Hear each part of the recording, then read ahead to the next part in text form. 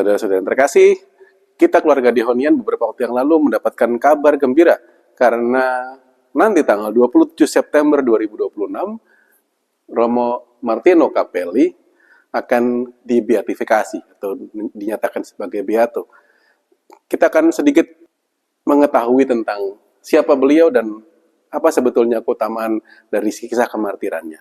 Romo Martino Capelli, seorang Italia, lahir di sekitar Bologna pada tahun 1912 ketika dia sudah selesai sekolah menengah, bergabung ke SEY dan kemudian ditahbiskan pada tahun 1938. Setelah studi lanjut, lalu dia bekerja sebagai seorang dosen pengajar di seminari tinggi. Hanya ketika baru saja dia berkarya beberapa tahun, Perang Dunia Kedua meletus dan akhirnya mereka itu pindah komunitas dengan harapan mereka akan tinggal di tempat yang lebih tenang, jauh dari peperangan, lebih aman. Tetapi yang tidak terduga adalah bahwa tempat di mana komunitas baru ini justru malah menjadi tempat pengungsian untuk para pengungsi dan juga para korban dari perang. Maka disitulah Martino Capelli berjumpa dengan orang-orang yang terluka karena perang dan tergerak hatinya untuk ikut merawat mereka.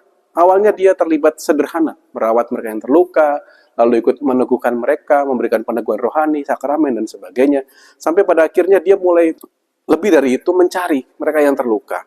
Bahkan yang lebih hebat lagi, bahwa dia tidak membedakan antara tentara Italia maupun tentara Jerman ataupun tentara Prancis. Mereka yang dianggap sedang bermusuhan, buat dia semuanya manusia dan dia tolong semuanya.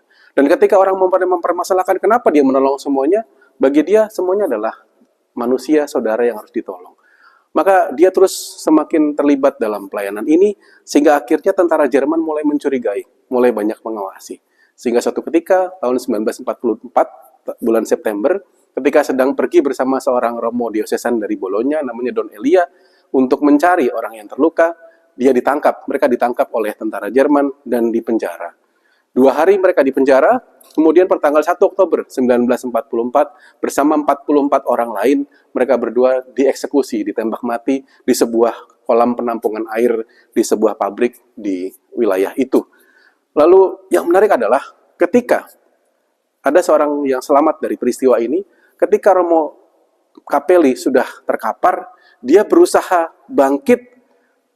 untuk bangkit dengan sisa kekuatannya, dia berusaha untuk duduk sambil memegang perutnya yang sudah terluka itu, dan dia berusaha untuk membuat tanda salib, memberkati saudara-saudari itu 44 orang yang meninggal bersama dengan dia. Dia ingin memberkati mereka semua, supaya mereka semua bersama-sama diselamatkan oleh Tuhan di dalam kerajaan surga. Dan kemudian prosesnya berlangsung setelah mulai tahun 76 untuk proses penyelidikan beatifikasi kemartiran dari Romo Martino Capelli. Dan Vatikan kemudian sudah mengesahkan bahwa Romo Martino Capelli adalah seorang martir pertama secara faktual, bahwa dia memberikan diri sepenuhnya sebagai seorang imam, memberikan diri tanpa pandang bulu, walaupun juga dengan resiko kematian, resiko celaka dan sebagainya dalam situasi yang susah, dia tetap memberikan diri sampai akhir karena kesetiaan pada iman dan imamatnya. Yang kedua, bahwa dalam situasi kesulitan ketika dia sudah dalam kondisi sebagai tawanan, dia tetap hadir dan menghadirkan diri sebagai orang yang meneguhkan, memberi berkat bahkan sampai di titik darah penghabisan. Saudara-saudara terkasih, dalam sukacita ini mari kita mohon, kita berdoa dengan pengantaran Romo Martino Capelli, supaya kita pun juga punya semangat iman yang teguh, semangat pelayanan yang teguh seperti beliau. Tuhan memberkati.